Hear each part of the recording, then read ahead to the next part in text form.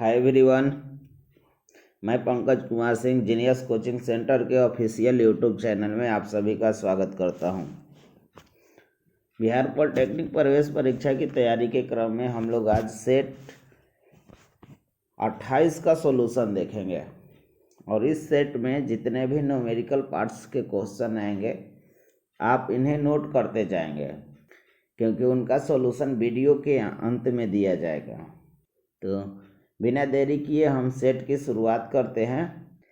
जैसा कि screen set पर आप लोगों को फिजिक्स का पहला क्वेश्चन दिख रहा होगा और लिखा है, साधारणतः पर हवा में प्रस्रव्य तरंगों के तरंगदैर्घ्य का विस्तार लगभग होता है। तो हवा में साधारणतः पर प्रस्रव्य तरंगों का विस्तार लगभग 1.6 सेंटीमीटर से 0.06 मिलीमीटर तक होता है। तो ऑप्शन नंबर सी सही है। तो आगे बढ़ते हैं और क्वेश्चन नंबर 2 देखते हैं। यह न्यूमेरिकल से संबंधित है तो आप इन्हें नोट कर लें और इसका सॉल्यूशन वीडियो के लास्ट में दिया जाएगा। तो क्वेश्चन नंबर 3 देखते हैं। किसी ध्वनि तरंग के तरंगदैर्घ्य का अर्थ है। तो किसी ध्वनि तरंग के तरंगदैर्घ्य का अर्थ होता है तरंग में उपस्थित दो लगातार समान कला में कंपन करने वाले कणों के बीच की दूरी। तो ऑप्शन नंबर ए सही है। क्वेश्चन नंबर 4 देखते हैं।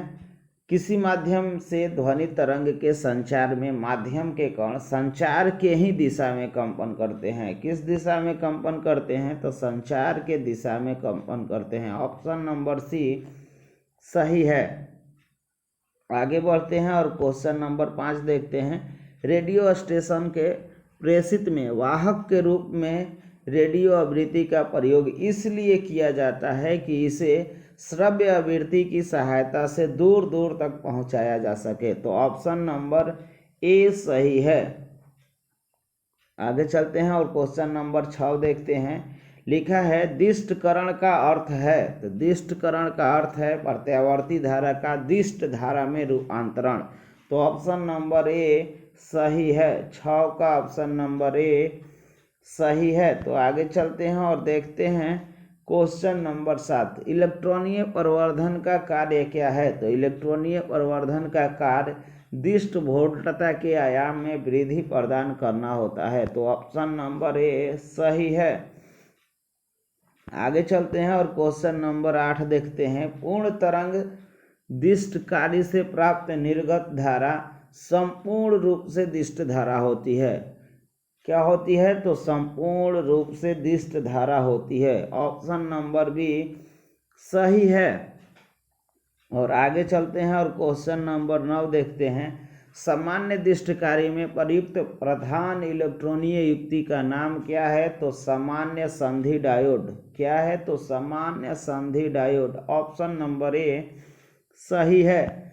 आगे चलते हैं और क्वेश्चन नंबर 10 देखते हैं कि यह न्यूमेरिकल से संबंधित है। क्वेश्चन नंबर 11 और क्वेश्चन नंबर 12 भी। तो आप इसे नोट करते जाएं और इसका सॉल्यूशन वीडियो के अंत में दिया जाएगा। क्वेश्चन नंबर 13 देखते हैं। लिखा है कि निम्न परिपथ में बहने वाली धारा का मान एमीटर में जब ए पढ़ा जाता है तो ए पढ़ने का अर्थ है कि 1 एम्पियर, 2 एम्पियर होता तो 2A लिखता। तो जब ए पढ़ा जाता है तो प्रेक्षित धारा का मान होगा 1 एम्पियर। आगे चलते हैं और क्वेश्चन नंबर 14 देखते हैं कि यह न्यूमेरिकल है, आप इसे नोट कर लें। क्वेश्चन नंबर 15 देखते हैं और लिखा है कि विद्युत प्रतिरोध का मात्रक ओम के तुल्य मात्रक होगा। तो ओम का मात्रक विद्युत प्रतिरोध के मात्रक के तुल्य होगा। यह न्यूटन वर्ग मीटर प्रति वर्ग एम्पियर सेकेंड के बराबर होता है। ऑप्शन नंबर ई सही है।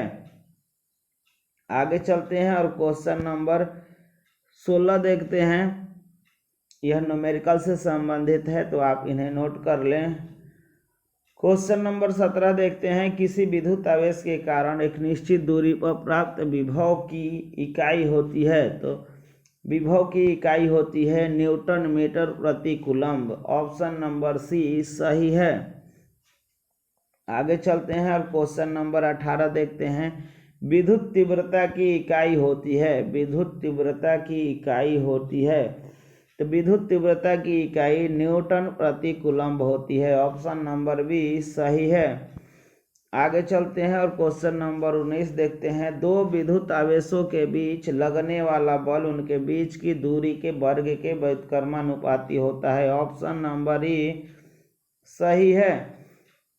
आगे चलते हैं क्वेश्चन नंबर 20 देखते हैं। इसमें लिखा है कि यौगिक सूक्ष्मदर्शी है तो इसके नेत्रिका का फोकस दूरी अधिक होना चाहिए और अभिदृश्यक लेंस की फोकस दूरी कम होनी चाहिए। यही दूरदर्शी होता तो अभिदृश्यक लेंस की फोकस दूरी अधिक होती और नेत्रिका लेंस की फोकस दूरी कम होती। तो यहाँ सूक्ष्मदर्शी है तो यहाँ अभिदृश्यक लेंस की फोकस दूरी नेत्रिका के फोकस दूरी से कम होनी चाहिए। ऑप्शन नंबर ए सही है। आगे चलते हैं और क्वेश्चन नंबर 21 देखते हैं। यह न्यूमेरिकल से संबंधित है तो इसका सॉल्यूशन वीडियो के लास्ट में दिया जाएगा। क्वेश्चन नंबर 22 देखते हैं।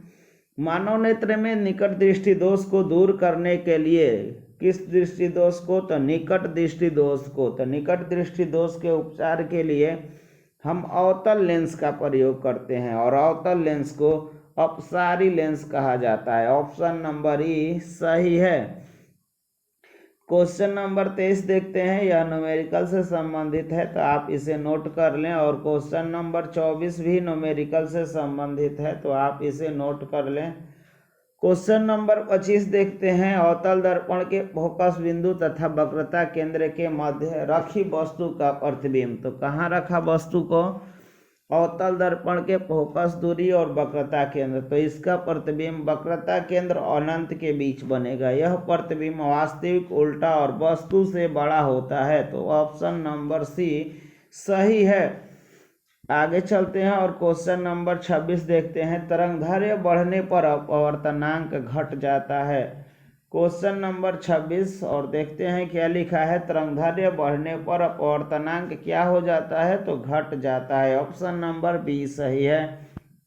आगे चलते हैं। जब एक साबुन का बुलबुला आवेशित होता है तो इसकी त्रिज्या बढ़ती है। क्या होती है? तो इसकी त्रिज्या बढ़ती है। ऑप्शन नंबर ए सही है। आगे चलते हैं। एक क्षण चुंबक जिसका चुंबकीय अघूर्ण m है को मोड़कर एक अर्धवृत्त बनाया गया है। अब इसका चुंबकीय अघूर्ण क्या होगा? तो इसका चुंबकीय अघूर्ण 2m/π के बराबर होगा।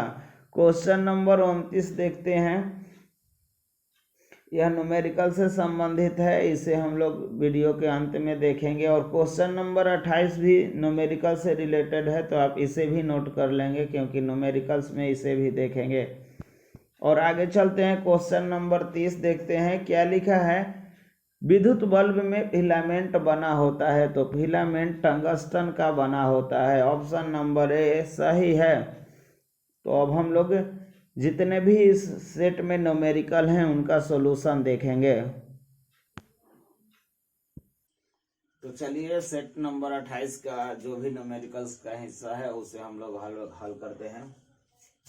क्वेश्चन नंबर 2 देखते हैं क्या लिखा हुआ है। 110 हर्ट्ज आवृत्ति वाली, आवृत्ति कितना दिया है? तो 110 हर्ट्ज। आगे चलते हैं। ध्वनि तरंगों का वेग 0.330 किलोमीटर प्रति सेकंड है तो v दिया है, v बराबर 0.330 किलोमीटर प्रति घंटा में दिया है, सेकंड में दिया है। और तो हमें ध्वनि तरंग की तरंगदैर्घ्य लेमडा ज्ञात करनी है। लेमडा बराबर वाट। तो हम लोग जानते हैं v बराबर n लेमडा होता है। जैसे ही लेमडा निकालेंगे n इसके नीचे आ जाएगा। तरंगदैर्घ्य बराबर v वेग बटा में आवृत्ति। वेग कितना है इसका? तो 0.330 बटा में 110। और आगे चलते हैं। किसमें दिया है? किलोमीटर में दिया है। तो जैसे ही 1000 से गुणा कर देंगे यह मीटर में बदल जाएगा और नीचे से हटाएंगे तो यह 1000 आएगा और 1000 से 1000 कट गया, 0 से 0 कट गया, 11 3 33 तो 3 मीटर हो जाएगा। और इसका ऑप्शन नंबर बी सही है। तो क्वेश्चन नंबर 2 का ऑप्शन नंबर बी सही है। तो चलिए क्वेश्चन नंबर हम लोग 10 देखते हैं, जो न्यूमेरिकल्स का हिस्सा है। और 10 में क्या लिखा हुआ है, एक बल्ब के ऊपर 110 वाट, उसका 110 वाट लिखा हुआ है, तो शक्ति कितना है उसका 110 वाट। और आगे चलते हैं, वोल्ट दिया है 220 वोल्ट, भी बराबर 220 वोल्ट लिखा हुआ है। और कह रहा है कि इस बल्ब को 220 वोल्ट पर 2 घंटे तक जलाए रखने पर, तो देखते हैं कि 110 वाट 1 घंटे पर, तो 2 घंटे पर कितना, तो 110 गुणे 2, तो कितना हो जाएगा 220 वाट। और वाट में है तो जैसे ही इसमें हम 1000 से भाग देंगे, यह यूनिट में बदल जाएगा, 0 से 0 0.22 यूनिट। अब देखिए कौन सा ऑप्शन आ रहा है, 0.22 यूनिट, तो यह ऑप्शन नंबर बी है। तो क्वेश्चन नंबर 10 का ऑप्शन नंबर बी सही है। तो चलिए आगे बढ़ते हैं और क्वेश्चन नंबर 11 देखते हैं, जो न्यूमेरिकल्स का हिस्सा है। और उसमें लिखा हुआ है, एक तार में 1 कूलम्ब आवेश, Q बराबर कितना कूलम्ब, तो 1 कूलम्ब आवेश। और आगे चलते हैं, प्रवाहित होकर तार में 2 जूल ऊष्मा उत्पन्न करता है, W बराबर 2 जूल ऊष्मा उत्पन्न करता है। तो तार के सिरों के बीच का विभवांतर V बराबर क्या होगा, तो हम लोग W बराबर कार्य बराबर पढ़े हैं, VQ विभवांतर गुणे आवेश। तो आगे चलते हैं, जैसे ही V निकालेंगे यह W बटा में Q हो जाएगा। और W के जगह पर कितना दिया है, 2 दिया है, और कूलम्ब के जगह पर 1 दिया है, तो 2 आ जाएगा, 2 वोल्ट हो जाएगा। और क्वेश्चन नंबर 11 का ऑप्शन नंबर बी सही है। क्वेश्चन नंबर 12 देखते हैं, क्या लिखा हुआ है, एक इलेक्ट्रॉन पर आवेश 1.6, एक इलेक्ट्रॉन पर 1.6 गुणे 10 पावर -19 कूलम्ब आवेश होता है। आगे चलिए, यदि किसी चालक से 1 एम्पियर की धारा, इससे विद्युत धारा का प्रवाह कितना हो रहा है, तो 1 एम्पियर हो रहा है। आगे चलिए, 1 सेकेंड में प्रवाहित होने वाले इलेक्ट्रॉनों की संख्या क्या होगी, तो टाइम दिया है बराबर 1 सेकेंड। तो हम लोग जानते हैं Q बराबर क्या होता है, तो IT होता है 1 एम्पियर, और गुणे 1 बराबर 1 कूलम्ब। आगे बढ़ते हैं और देखते हैं, Q बराबर एक और फॉर्मूला होता है NE, N निकालेंगे तो हम लोग Q बटा में E हो जाएगा, Q के जगह पर 1 कूलम्ब, और बटा में E के जगह पर हम लोगों को पता है 1.6 गुणे 10 पे पावर -19। आगे बढ़ेंगे तो हम लोगों को 1 बटा में 1.6 गुणे 10 पर पावर -19 है, ऊपर जाएगा तो 10 पर पावर 19 हो जाएगा। 1 10 इसमें से निकालिए तो यह कितना हो जाएगा, 18 हो जाएगा। 1 दशमलव हटाइए 16 हो जाएगा। 16 से जब भागा देंगे तो 6.25 गुणे 10 पे पावर 18 हो जाएगा। तो ऑप्शन देख लेते हैं कौन सा सही है। यहाँ 16 दिया है, तो 6 2 5 2 दशमलव इसमें से हटा तो 2 जीरो हट जाएगा, 10 को पावर 16। ऑप्शन नंबर सी सही है। तो अब क्वेश्चन नंबर 14 देखते हैं, और इसमें लिखा क्या है, एक फिगर दे दिया है, वहां प्रतिरोध निकालना है, और ये सभी प्रतिरोध समानांतर क्रम में है। तो एक प्रतिरोध R1 बराबर 4.5 ओम, और R2 बराबर 4.5 ओम, और R3 बराबर 4.5 ओम, और समानांतर क्रम में है। तो हम लोग जानते हैं 1/Rp बराबर 1/R1 plus 1/R2 plus 1/R3। आगे चलते हैं, 1/Rp 1/R1 के जगह पर 1 बटा में 4.5, 1 बटा 4.5 कितने बार, तो 3 बार, तो हो जाएगा 3 बटा में 4.5। 1/Rp है, जैसे ही Rp निकालेंगे 4.5 बटा में 3 से भागा देंगे, 15 3 45, 1.5 ओम। तो देखते हैं ऑप्शन नंबर कौन सही है, तो ऑप्शन नंबर सी सही है। तो चलिए आगे बढ़ते हैं और क्वेश्चन नंबर 16 देखते हैं, क्या लिखा हुआ है। वहां पे लिखा हुआ है, एक ही पदार्थ के 2 तार, पहले की लंबाई दूसरे की अपेक्षा 4 गुनी है। तो पहले की लंबाई दूसरे की अपेक्षा, मान लीजिए दूसरे का लंबाई L है, तो पहले का लंबाई 4 गुना 4L है। और आगे चलिए क्या दिया हुआ है, जबकि पहले तार के अनुप्रस्थ काट की त्रिज्या दूसरे की दोगुनी है। अगर इसकी त्रिज्या r है तो इसकी कितनी है 2r है। तो इसका r है तो क्षेत्रफल कितना हो जाएगा पाई r स्क्वायर, और इसका क्षेत्रफल कितना हो जाएगा 4 पाई r स्क्वायर। और जैसे ही हम लोग इसका प्रतिरोध निकालेंगे r बराबर रो एल के जगह पर 4l और बटा में वृत्त का क्षेत्रफल अनुप्रस्थ काट का क्षेत्रफल कितना आया है 4 पाई r स्क्वायर। और इसका निकालेंगे तो R2 बराबर निकाल रहे हैं, प्रतिरोध 1 मान रहे हैं और इसे प्रतिरोध 2 मान रहे हैं, तो कितना हो जाएगा रो एल बटा में पाई r स्क्वायर। और जैसे ही R1 बटा में R2 अनुपात निकालेंगे तो रो 4l बटा में 4 पाई r स्क्वायर गुणे नीचे है तो घूम जाएगा और कितना हो जाएगा पाई r स्क्वायर बटा में रो एल, तो रो से रो कट जाएगा, एल से एल कट जाएगा, पाई स्क्वायर से पाई स्क्वायर और 4 से 4, तो कितना हुआ 1:1। देखते हैं ऑप्शन नंबर कौन सही है, तो 16 का ऑप्शन नंबर ए सही है। चलिए तो क्वेश्चन नंबर 21 देखते हैं क्या लिखा है। 4 डायऑप्टर कितना दिया है, लेंस की क्षमता P बराबर 4D, तो फोकस दूरी F बराबर 1/P और 1/4 यह मीटर में होगा। जैसे ही 100 से गुणा करेंगे सेंटीमीटर में हो जाएगा और 25 सेंटीमीटर। देखिए कौन सा हो रहा है, तो ऑप्शन नंबर डी सही है। आगे बढ़ते हैं और क्वेश्चन नंबर 23 देखते हैं क्या लिखा हुआ है। निर्वात में प्रकाश का वेग c बराबर 3 × 10⁸ मीटर प्रति सेकेंड है और बोल रहा है कि 1.5 म्यू अपवर्तनांक 1.5 अपवर्तनांक वाले माध्यम से 200 किलोमीटर की दूरी d बराबर 2000 किलोमीटर की दूरी तय करने में प्रकाश द्वारा लिया गया समय क्या होगा। तो आगे चलते हैं, यहाँ से देखते हैं म्यू बराबर क्या होता है। तो एक माध्यम में प्रकाश का वेग c और बटा में दूसरे माध्यम में प्रकाश का वेग, तो c बटा में भी निकालेंगे। यहाँ से हम लोग जैसे ही भी निकालेंगे या c बटा में म्यू हो जाएगा।